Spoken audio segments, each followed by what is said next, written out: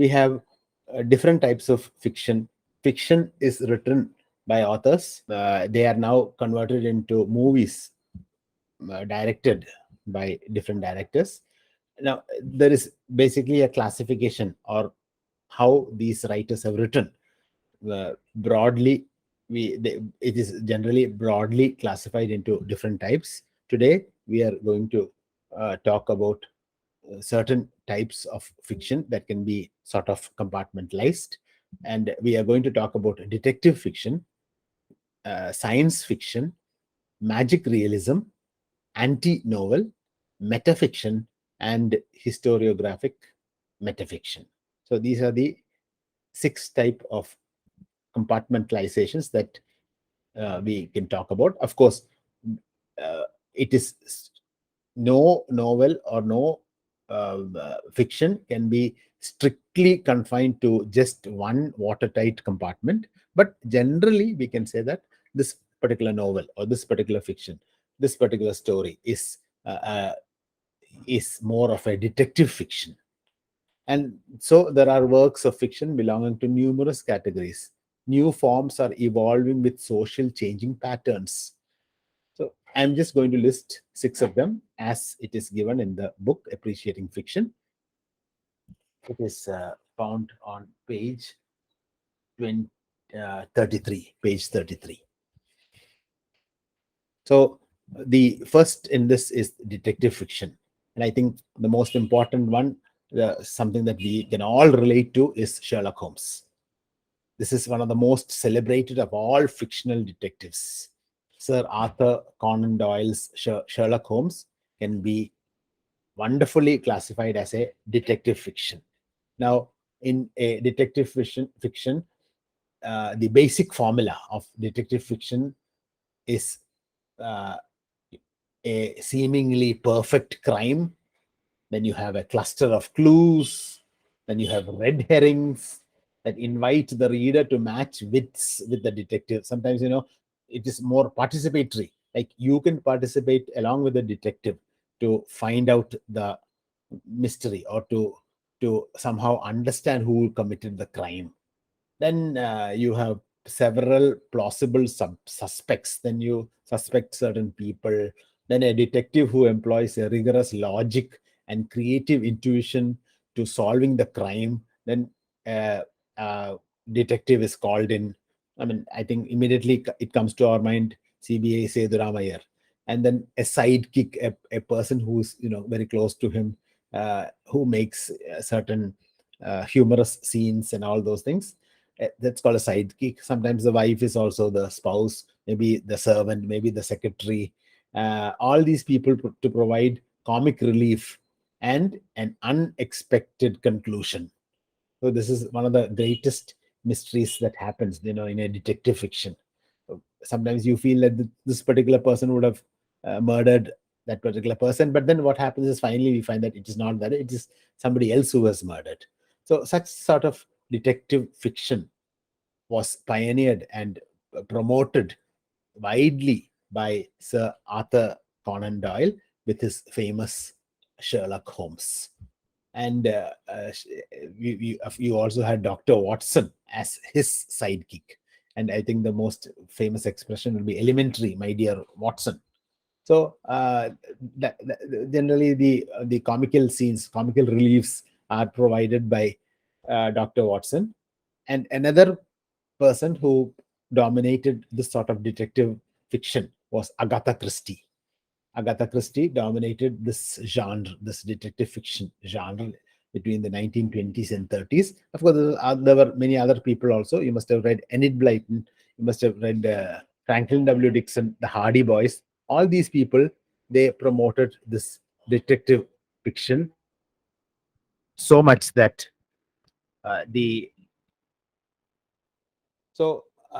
detective fiction was one of the most prominent sort of fiction during the 1920s and 30s. Another type of fiction that we need to understand is science fiction. Now, science fiction also, you must have read certain stories with respect to science fiction. in your you also have Carl Sagan's work that you need to study. This is also science fiction. Science fiction is basically a type of narrative fiction that primarily deals with the impact of actual or imagined science upon society or individuals. So, what happens with science on individuals like you and me? This genre of fiction was originated in the West, was a byproduct of the Industrial Revolution. So, once the Industrial Revolution started, this was basically a byproduct because lots of science developed because of the Industrial Revolution. So, major themes and concerns of science fiction include technological change and development, interstellar time travel, extraterrestrial invasion, exploration of space, and interplanetary warfare. So, science fiction stories basically deals about interstellar travel, maybe travel from here to Mars, or from travel from here to Pluto. We know that it is still not yet possible. Men or women or human beings cannot still travel to Pluto because the conditions are harsh and so many other things. But in science fiction novels, you have interstellar travel.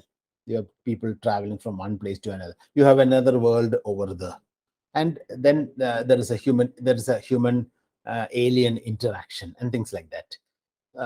Invasion happens, that is extraterrestrial, they come to invade the world. Then you have interplanetary warfare, earth having war with Pluto and things like that. So all these things are very evident and can be seen in science fiction. And some science fiction, certain things have even become true, like landing of the moon. When this book was written around 1920s or so, people never thought that they would reach the moon. But by 1964, 65, 69, the landing on the moon was so successful. So certain science fiction have become reality, and it's around the world in 80 days. Written in the again 19 or so. That book, that you circumnavigate the whole world in 80 days, was a big thing.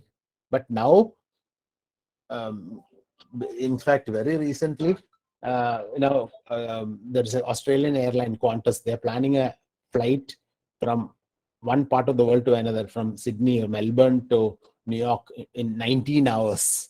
So effectively, if you take two planes, you can circumnavigate the whole world within maybe 38 or 40 hours. So the world has become so small. And at the same time, so those days, to travel the whole world takes 80 days.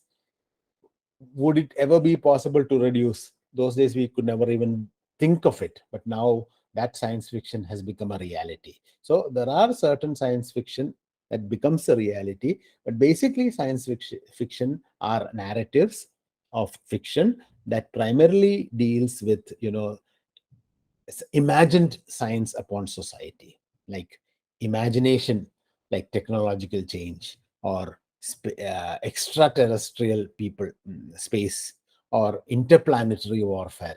These are things that are dealt with in science fiction. Brave New World is another one. So, after the development and the use of nuclear science or nuclear weapons, science fiction began to sound like less like fantasy and more like realism, because no one ever thought that this nuclear bombs would be made. So when it was predicted in science fiction novels, no one actually thought of it. But nowadays we know it is almost like that. Same way, Mary Shelley's Frankenstein, where this man-made monster goes beyond the control of its creator, suggesting the possibility of scientific discovery going too far.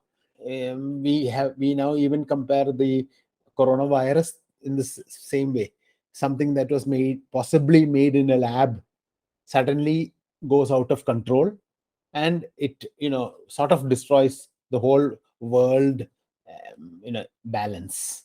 So such things, these science fiction suddenly becomes sort of realism, and this is a genre known as science fiction. Another genre is magic realism. Now, here, one of the most important books would be Gabriel Garcia Marquez's 100 Years of Solitude, a wonderful book that you should read.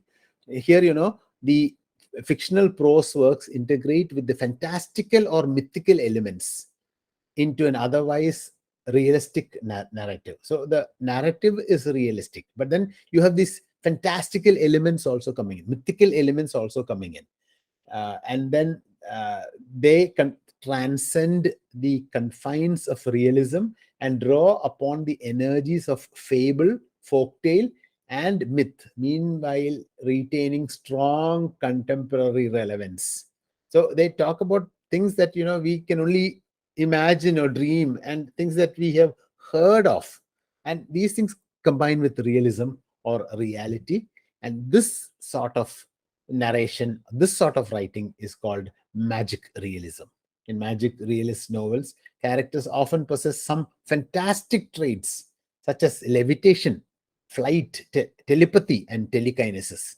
So in such novels, you can find people, characters, suddenly walking on water, or moving from one place to another, like let's say flying, or telepathy with seeing a particular person. I can communicate, or I can understand what that person is trying to or thinking about me. Or telekinesis, that is transporting oneself from one place to another, or transporting oneself's body into another person's body, and all these things. Such things are have been done. And this sort of narrative writing, this sort of writing, this type of fiction is termed as magical realism. It has been promoted by Gabriel Garcia Marquez. And also another book which is worth mentioning is Milan Kundera's The Book of Laughter and Forgetting. So these are two books that you can note down, so that you will be able to write it when you get this as a sort of paragraph. Now we go into anti-novel. So this is an experimental fiction that dispenses with certain traditional elements of fiction writing, such as characterization, depiction of states of mind, locations in time and space, or the unfolding of a sequential plot. See, this is generally how a novel fiction should be written. That is, characterization should be the depiction of a state of mind of the character, then time and space, or the unfolding of a sequential plot. All these things should be there. But anti-novels deliberately violate established novelistic conventions and norms to challenge the expectations of the reader. So anti-novels, try to challenge these things. So the reader can begin from anywhere, and the novel is constituted by disparate pieces of information that the reader should assemble and make sense of. So if the reader reads even from chapter 6 and then goes to chapter 1 and goes to chapter 2 and so on, even then the reader will be able to seemingly comprehend the whole story. Now, this is, confusion is the intended objective of the narrative experiments of the anti-novelist. So an anti-novelist, actually, they want to present a sort of confusion. But at the same time, such novels are also available. One of the most prominent novels in this would be Nathalie Sarraut's The Planetarium. In this particular, you got different chapters wherein you can read from different chapters, but at the same time, seemingly you will be able to understand the whole thing in a sort of in a method what we term as confusion. But the novel still possesses a wholesome, or the novel becomes whole, even though you feel that it is written in pieces and in chapters which seemingly do not combine with each other. Still, such novels are called anti-novels. Then you have other two. Last two would be metafiction and uh, historiographic metafiction. So metafiction is basically a formal self-exploration. Here, how human beings reflect, construct, and mediate their experience of the world. Metafictional novels construct a fictional illusion and then tend to break it. So they try to create an illusion a sort of mirage, and then the authors try to break it. One of the best examples would be John Fowles, the French Lieutenant's Woman. This French Lieutenant's Woman, we had said this before also. So you can, relate that into metafiction. So many authors and intellectuals, including Roland Barthes, attacked histories. This is metafiction. Now we'll talk about historiographic metafiction, and then analyze both. Now here you see, as I told you, in history, many authors and intellectuals, including Roland Barthes, attacked history's superior status as a truth-telling discourse. Now, when we learn about, let's say, Jallianwala Bagh, or when we learn about a particular event that has happened in history, maybe World War One, so we believe the events that happened as if that is the truth. So let's say World War One, we say it happened because of two countries that started, and this started on this particular day. But was it really like that? We do not know. So history people, the historians say that this is the truth. Now, Roland Barthes, or novelists like Roland Barthes, they argue that history's superior status as a truth-telling discourse is wrong. They argued that an objective reconstruction of the past is impossible, and asserted that history is just another narrative. So, you cannot say that this is like this. Roland Barthes said that history is also just a narrative, just like literature. So, when writing history, historians too fill up the gaps and link the events. The method of employment that the historians adopt are somewhat similar to that of a fiction writer. This is exactly what a fiction writer also does. He also adds certain things into it. So the postmodern sense of history has influenced not only thinkers and theoreticians, but also fiction writers. And even though historiographic metafiction concentrates on the textual aspects of history, it never attempts to banish history. Its real pursuit is to keep the text of history open for various interpretations. So, historiographic metafiction teaches history through fiction, and at the same time reveals the fictionality of history. So through historiographic metafictions, you can learn a little bit of history, but that doesn't mean that the history is completely correct. Here, what is happening is you are adding a particular element, you're adding a particular person, and that person is sort of spokesman for that history. This is historiographic metafiction. So whatever history is there, that fictionality of that history is, shown by the character. ആ ഹിസ്റ്ററിനെ പൊളിച്ചു മാറ്റിയിട്ട് വേറെ കാണിക്കുക. This is exactly what historiographic metafiction does. So these are actually two new strains, this metafiction and historiographic metafiction. So metafiction also same thing, a formal self-exploration of how human beings construct and mediate the experience. How human beings, work and have their experience. This is, sort of broken by authors, and they try to explain it in a different way. This is what you call metafiction. The same way, historiographic metafiction is the same breaking of historical elements, and then they are trying to reconstruct that in their own ways. This is also another type of, these are also different types of fiction that you have to learn. So today we had the different elements, types of fiction: detective fiction, science fiction, magic realism, anti-novel, metafiction, and historiographic metafiction. Thank you.